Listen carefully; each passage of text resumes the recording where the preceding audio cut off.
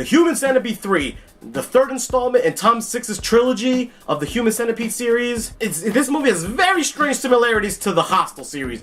You know, your first movie, you have a nice solid horror flick where, you know, you do get disturbed, it is kind of disgusting, and everything feels real, and it feels like this is a dangerous situation, these are dangerous people. In Human Centipede, you felt like it was disgusting, like, oh, holy shit, this guy did this to these people. And then you get the sequel, and the sequel has to up everything. So it's like, okay, it has to be gorier, it has to be more disgusting, it has to have, everything has to be over the top. And then you get your third movie, which is, I've seen everything, I've done everything, let's just slap it together and throw it out there. And that's exactly how this feels. This is actually a meta sequel to the meta sequel that the second movie was. The main doctor from the first movie is playing he's playing a German Texan prison warden, and then also his second-hand man is the guy from the second movie, also playing a totally different character. They run this prison, and they cannot control the inmates. The inmates are out of control.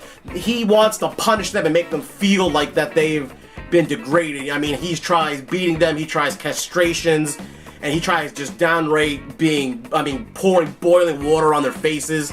And nothing worked. His second-hand man has the actual movies of the Human Centipede 1 and 2, shows him this and says, we can do this to all the prisoners, that way they can't do anything, we only have to feed them once, and they will be completely submissive, and then we can just set them free. And this is their way of correcting the prison system. This movie is nowhere near the level of Part 2 in sheer graphic fidelity. And between the, you know, all the death and gore that are in the movie, this has far less, and it does not deliver anywhere near that expectations. There is no creepiness factor of Part 1. It's not as serious as Part 1. The main character, who is the prison warden, is so over the top that it kind of takes you out of the movie a little bit.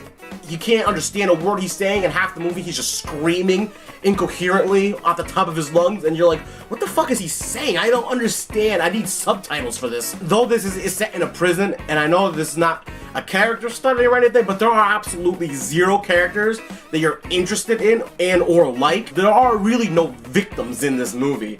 In the other movies, you kind of can feel sorry for a couple people because they are victims to these crazy people's schemes. But this movie, they're all prisoners, and they're all despicable people. All the prisoners are jacked up.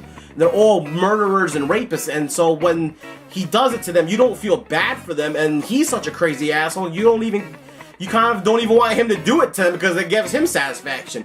You can root for literally nobody in this movie, and I think that's one of the film's major problems. The Human Centipede, it doesn't have the same impact because you've seen it before. I mean, that's why this is hard for trilogies now, especially in horror franchises, because the Human Centipede is supposed to be a disturbing thing, and when you see it done to 1 or 2 people, it's really disturbing, and when you see it done to 20 people, it's really disturbing.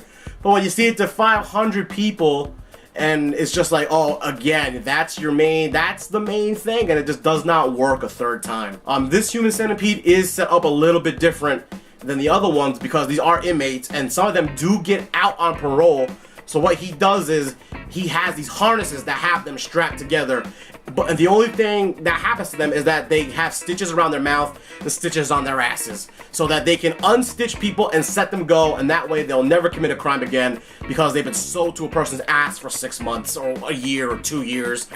And that way, that will deter them from committing any more crimes. So that even takes away kind of the horror aspect of it because, I mean, he doesn't tend to let them go. It's not like they're actually surgically connected. It's just a couple stitches on the mouth and a couple stitches on the ass. And then he lets you go. And a sequel like this, a third one, it just wasn't necessary. I always thought The Human Centipede was a decent movie on its own right. Like, Human Centipede 2 kind of took away the seriousness a little bit of it.